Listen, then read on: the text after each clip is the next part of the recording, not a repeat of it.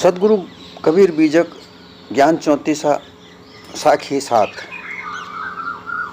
जैसा कि मैं पहले कह चुका हूँ, ये ज्ञान 34 का प्रकरण है। 6 वर्ग अक्षर का यहाँ 6 वर्ग चल रहा है। छछा आहि छत्रपति पासा, छक किन रहु मेट सब आशा। मैं तो ही छिन छिन समझावा, खसम छाण कस आप बंधावा। सतगुरु कबीर कहते हैं कि हे नर जीव, नर मानव देह में चेतन स्वरूप जीव, मैं तुझे कितनी बार समझा चुका हूं कि तू छत्रपति है। छत्र तेरे पास है। छत्र अर्थात राजा का राज का छत्र, सिंहासन, ये तेरे पास है। तू स्वयं राजा है। 184 जीवाजून में मानव देह एक ऐसी देह है जहां ये जीव राजा है, और कोई देह ऐसी नहीं जहां ये सामर्थ्य नहीं हो। मानव देह ऐसी देह है जहां पर ये सामर्थ्य है, सर्व सामर्थ्य है, इसलिए इसको राजा कहा है। और यहाँ जो जीवन का छत्र है, जो मानव देह में मानव जीवन जीने का जो छत्र है, जो राज है, वो खुद इस चेतन जीव के पास है, अन्य जीवों के पास में नहीं है। छकी किने रहु मेट सब आशा।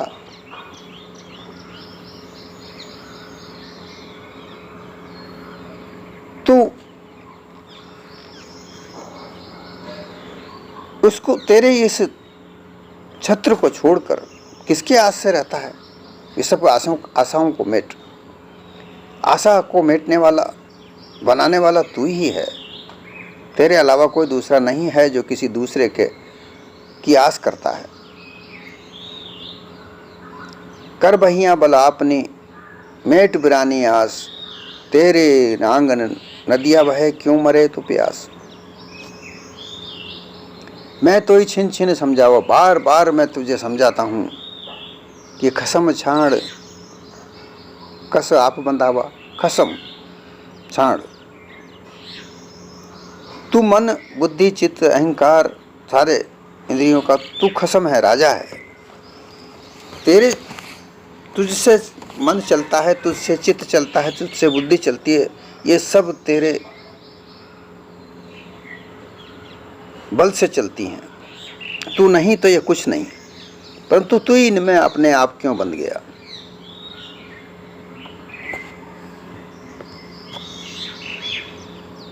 छह से क्षर नाशवान देह, 5 तत्व की स्थूल देह और 6वां मन, ये सूक्ष्म देह।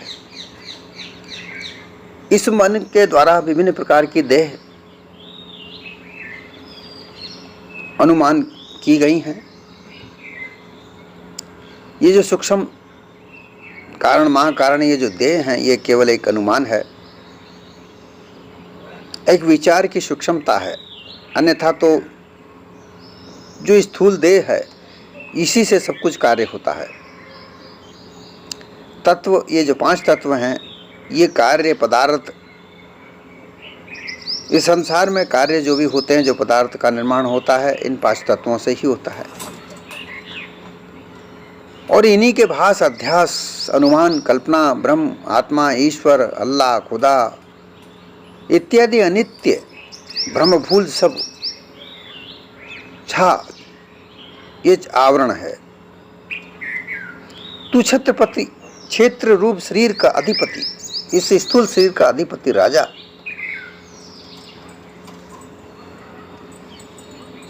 तेरे पास में देहादिक और ब्रह्मादिक, ये दोनों बहुबंधन हैं। ये देह भी बंधन है। अगर तू इस देह को भोग पदार्थ का आधार मानता है तो बंधन है, और विभिन्न प्रकार की मान्यताएं बांधता है तो यह भी बंधन है। तूने अपने आप कल्पना करके अनुमान से इनको मानकर और उनको पकड़ा। कोई ब्रह्म है ऐसा तूने ही कल्पना उठाई, वही जगत का कारण और कर्ता होगा ऐसा अनुमान भी तूने ही किया, और वही मैं हूं ऐसा भी अध्यास तूने ही टिकाया। ब्रह्म जगत और मैं हूं ऐसा मिथ्या भाषिक जीव ने मान लिया, और अधिष्ठान आत्मा हो रहा है। ये देह भी अनित्य है। देह इस जीव को मिली है, मानव देह अति उत्तम, लेकिन ये नाशवान है, ये मिटेगी, एक दिन मिट जाएगी। इस देह को रहते हुए इस देह का परोपकार के लिए उपयोग करके, अच्छा उपयोग करके मानव जीवन को उत्तम बनाने का कार्य इस देह में होना चाहिए, न कि भोग वासनाओं में भूलकर पशुओं की तरह जीना।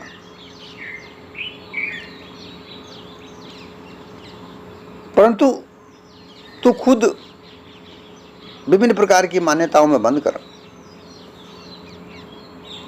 खानी जाल और बाणी जान का निर्माण करके तू खुद अपने आप बन गया। 184 जीवा जून है ये खानी जाल, और ब्रह्म ईश्वर परमात्मा ये वाणी जाल, इनमें तू खुद अपने आप इनको बनाया और खुद फंस गया। जैसा कि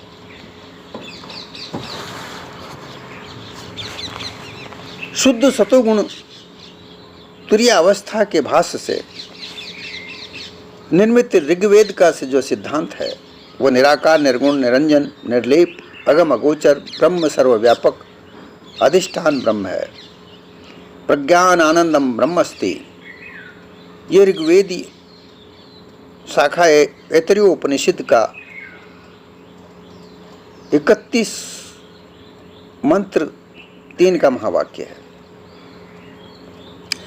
फिर तमोगुण सुषुप्ति अवस्था के भास से निर्मित अथर्ववेद का सिद्धांत जगत रूप में ब्रह्म है, और ब्रह्म से भिन्न जगत 3 काल में होता नहीं है। एको ब्रह्मस्ति द्वितीयो नास्ति, सर्व अद्वैत ब्रह्म अयम आत्मा ब्रह्म, अथर्ववेद की मांडुक्य उपनिषद आगम प्रकरण का मंत्र 2 का महावाक्य है।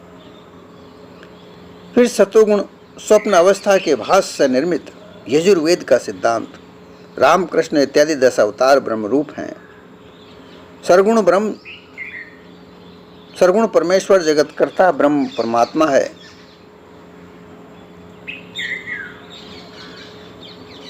अथवा प्रजापति तरती समय अंतर्जायते बहुधा विजायते, शुक्ल यजुर्वेद का अध्याय 31 मंत्र 19 अहम ब्रह्मास्मि, ये उसी का वृद्धारण्यक उपनिषद का मंत्र है।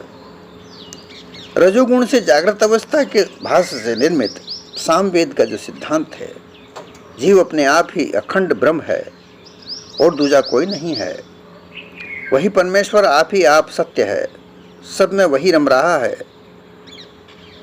तासत्यम साहात्मा तत्वमसि, छांदोग्य उपनिषद का 6 अध्याय का 8वां मंत्र है।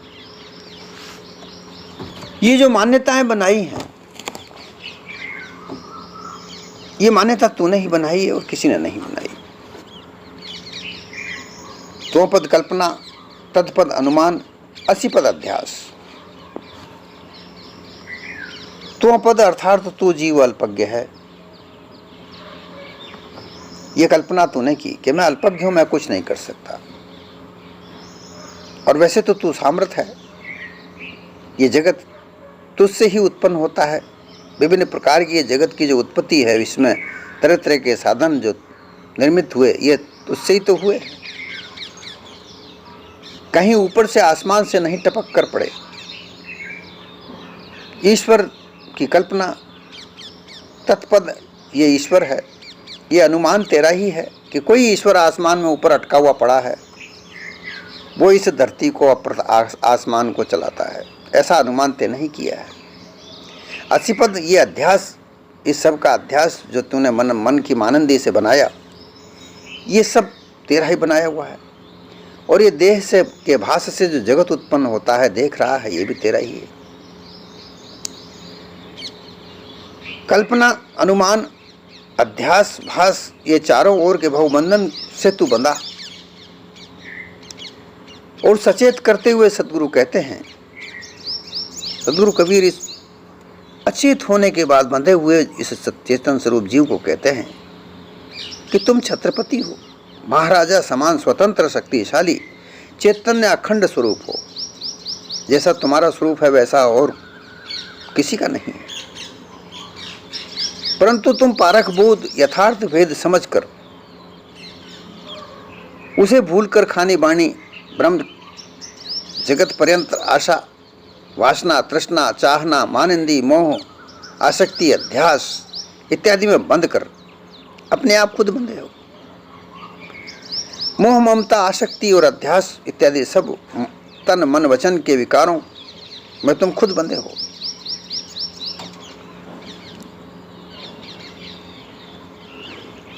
देखिए, ब्रह्म ज्ञान, ईश्वर ज्ञान, भक्ति ज्ञान, इससे मानव जीवन का कोई कल्याण नहीं हो सकता। ये केवल एक आराधना, प्रार्थना का एक साधन मात्र है। मानव जीवन का कल्याण तो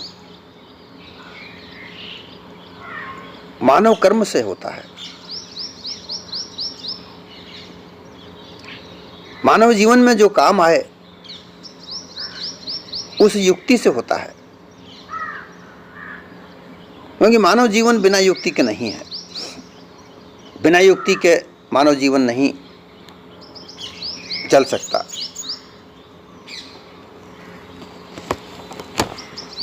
रात दिवस होते हैं, स्वतः अपने आप से होते हैं।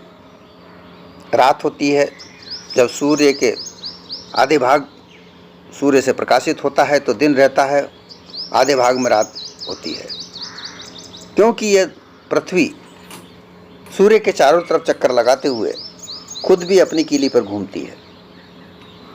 तो जैसे जैसे ये धरती घूमती है, सूर्य की रोशनी जहाँ जहाँ जाती है वहाँ वहाँ प्रकाश है, और जहाँ प्रकाश नहीं जाता वहाँ अंधेरा है। जो अंधेरा है वहाँ रात्र होता है, जहाँ प्रकाश है वहाँ दिन होता है। और इस धरती के दो सिरे ऐसे हैं, जहाँ एक सिरा जो उत्तर सिरा है वहाँ कभी रात नहीं होती, क्योंकि वहाँ पर सूर्य की रोशनी 24 घंटे पड़ती है, वहाँ कभी रात नहीं होती। दक्षिण ध्रुव है, वहाँ कभी सूर्य की रोशनी नहीं जाती, वहाँ 24 घंटे अंधेरा रहता है, अटलांटिक जिसे कहते हैं। तो ऐसी भी इस धरती पर स्थिति है कि जहाँ एक जगह ऐसी है जहाँ रात्रि नहीं होती और एक जगह ऐसी है जहाँ दिन नहीं होता। ये सब प्राकृतिक रूप से सूर्य की रोशनी के आधार पर है।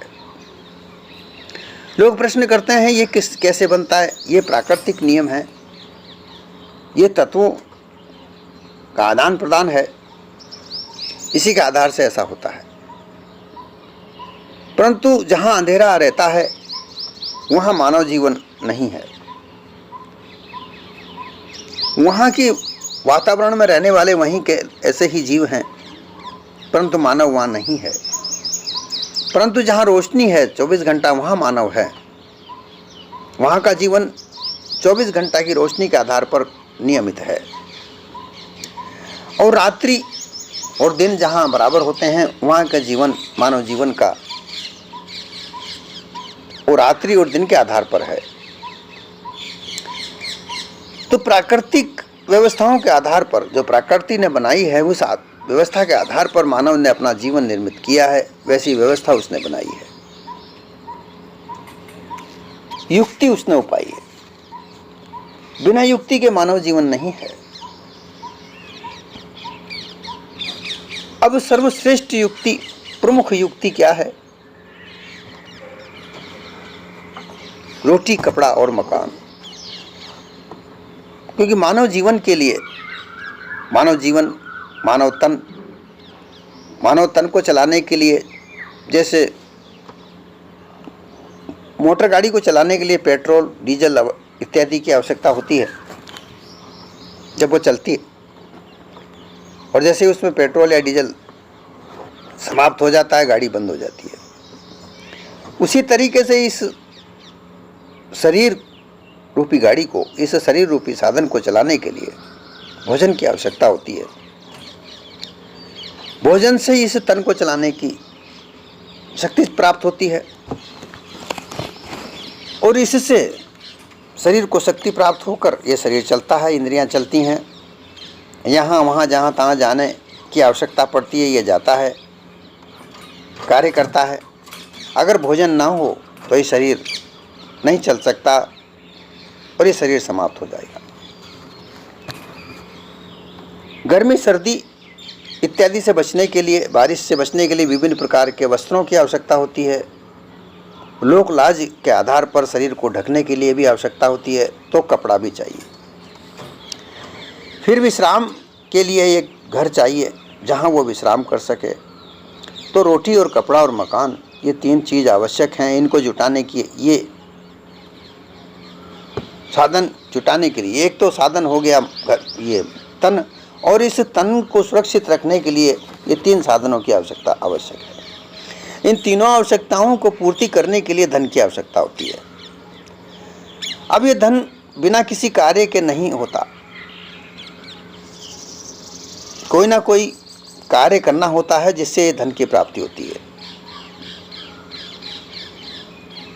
अब यहाँ ये बात है कि धन प्राप्त करने की जहाँ बात आती है, बहुत से लोग कहते हैं धन ही तो सब कुछ है। हाँ, सब कुछ है, परंतु धन ही देवता या धन ही ईश्वर नहीं है। धन कमाना एक मजबूरी है कि रोटी, कपड़ा, मकान चाहिए, इसकी पूर्ति के लिए धन कमाना आवश्यक है। और फिर धन कमाने के लिए जो सामाजिक मान्यता के आधार पर, कानूनी मान्यता के आधार पर, जगत की मान्यता के आधार पर जो रास्ते बनाए गए हैं, वो कोई कार्य अर्थात किसी प्रकार का कोई धंधा या नौकरी या खेती से विभिन्न प्रकार के खाद्य पदार्थ उपजते हैं। उन खाद्य पदार्थों से फिर विभिन्न प्रकार के पदार्थों का निर्माण होता है, उनका आदान प्रदान होता है, उसका व्यावसायिकरण होता है, उससे धन प्राप्त होता है। नौकरी, किसी की सेवा करना, नौकरी, सरकारी नौकरी,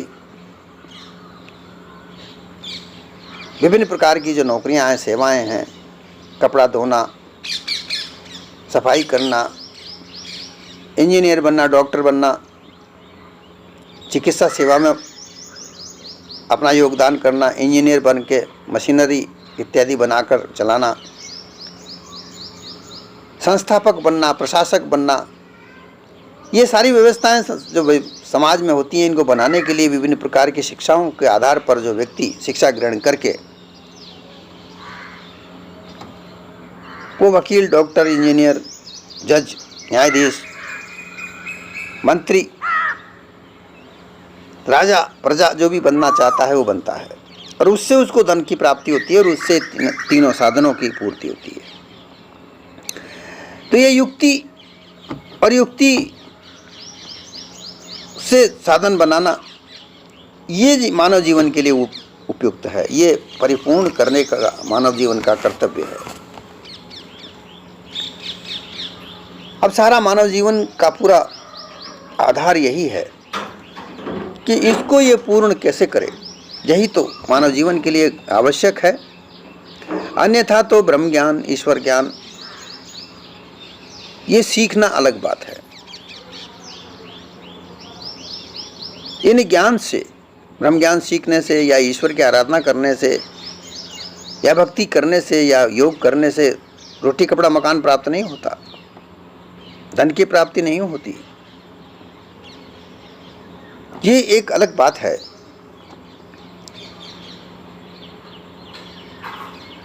अगर सभी योगी हो जाएं, सभी ब्रह्मज्ञानी हो जाएं, सभी ईश्वर की आराधना प्रार्थना करने लगे, तो इस संसार की रचना कैसे होगी?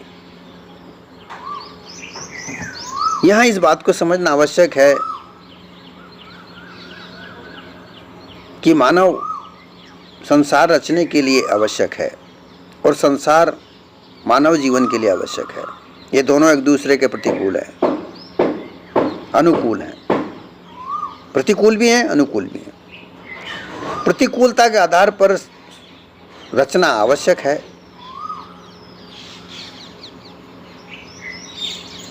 प्रतिकूलता के आधार पर वो कार्य करना प्रतिशोध है। इसी में मानवता छिपी पड़ी है कि मानव जीवन, मानव का जो संसार में है, इसमें मानव एक ही नहीं है, नाम रूप से अनेक मानव हैं। मानव की अपनी अपनी अलग अलग बुद्धि की स्तर होता है। उस बुद्धि के स्तर के आधार पर वो अपना अपना कार्य करता है। जैसी उसमें योग्यता है, जैसी उसमें क्षमता है, वैसा ही वो धन कमाता है और उसी से उसके जीवन का आधार बनता है, स्तर बनता है।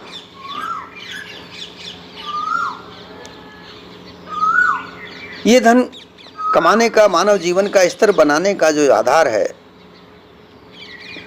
उसी को समझने के लिए सत्य ज्ञान की आवश्यकता होती है। वह सत्य ज्ञान ब्रह्म ज्ञान के ज्ञान से, ईश्वर के ज्ञान से, भक्ति करने से या परमात्मा योगी ज्ञान करने से नहीं होता, परंतु यहीं एक झमेला होता है।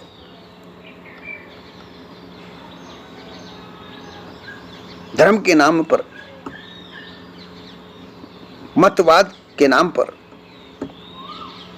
विभिन्न प्रकार की संप्रदायों के नाम पर छल कपट पाखंड की रचना हुई और ये रचना छल कपट पाखंड में विभिन्न प्रकार की मान्यताओं का निर्माण हुआ और इन्हीं मान्यताओं में ये मानव अपनी उत्तमता को भूलकर वो निकृष्टता की ओर बढ़ गया है। धन को सर्वश्रेष्ठ देवता मान लिया है, लक्ष्मी का रूप बना दिया गया है कि वो लक्ष्मी माया है। जब ये माया है तो तुम क्यों इसमें बनते हो भाई?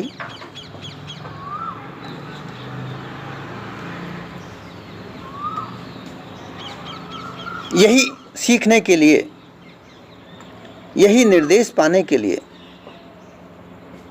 मानव का एक कर्तव्य बनता है कि वो एक सत्य यथार्थ निर्देशक को ढूंढे और उसके निर्देशन में अपने जीवन को मानवता की ओर, मानवता के आधार पर लेके आगे चले।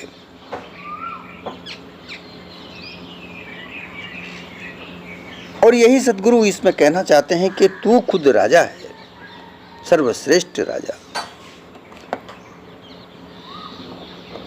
और राजा होते हुए तू विभिन्न प्रकार की मानिंदियों में, अनुमान कल्पना में बंद कर अपने आप को भूल गया है।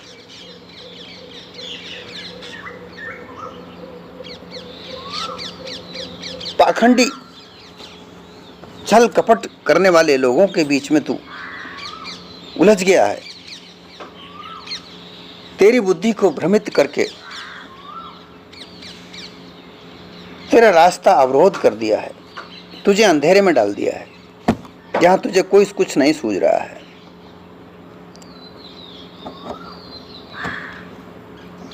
तुझे एक सच्चे सद्गुरु की आवश्यकता है जो तुझे रोशनी उस अंधेरे में बता दे।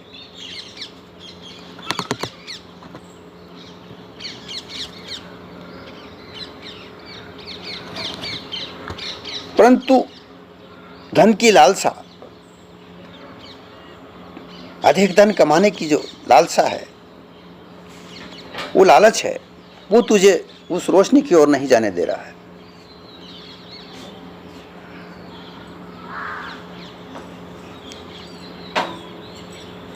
तेरी लालसा, तेरी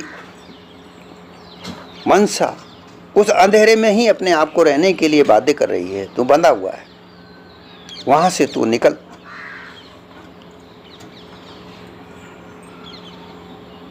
जो विभिन्न प्रकार की आशाएं तूने मन में जमा रखी हैं, जिन आशाओं का कभी पारावार नहीं है, जिनका कहीं अंत नहीं है, ऐसी आशाओं को बांधकर तूने मानव जीवन जो तुझे मिला, इसमें तू खो रहा है। इनमें से निकलकर यथार्थ जीवन में जीने के लिए सच्चे यथार्थ निर्देशक सतगुरु के शरण में जाकर अपने आप को जान, अपने आप को पहचान, तो तुझे अपने स्वयं का स्वरूप नजर आएगा। यही तू खुद स्वयं प्रकाश है।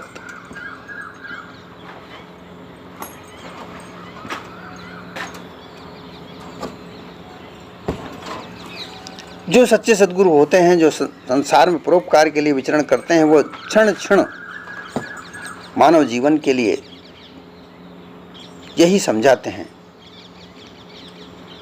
कि तुम अपने आप को जागृत बनो,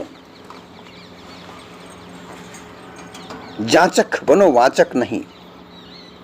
हर चीज को जांच के आगे बढ़ो।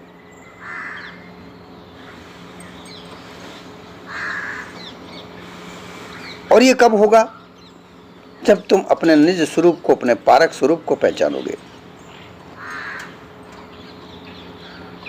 आज भी समय बचा है कि तुम्हारे पास जितना भी कुछ समय बचा है उसमें आज भी चेत कर लो।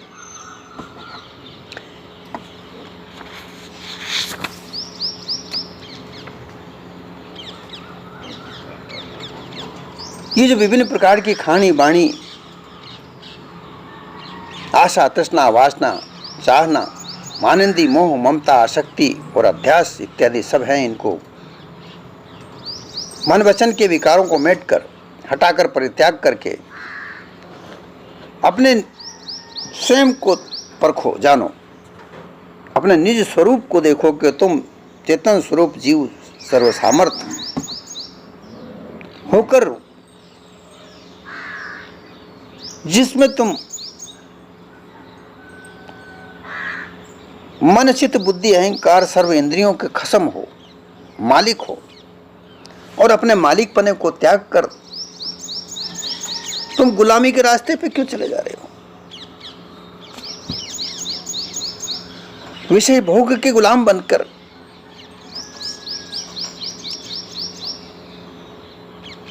उत्तम जीवन को क्यों खो रहे हो? अति उत्तम जीवन तुम्हारा केवल एक अपने स्वार्थ के लिए,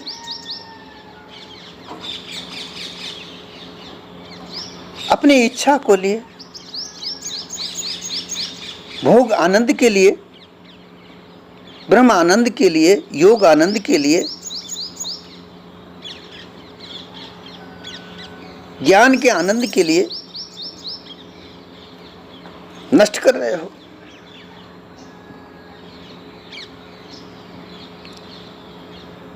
आनंद तो जीवन का काल है।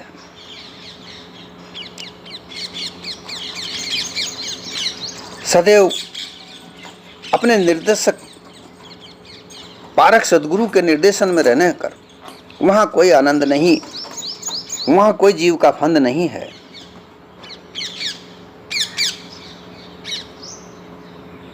वहां सदैव प्रसन्नता है, जहां सदैव संतुष्टि है।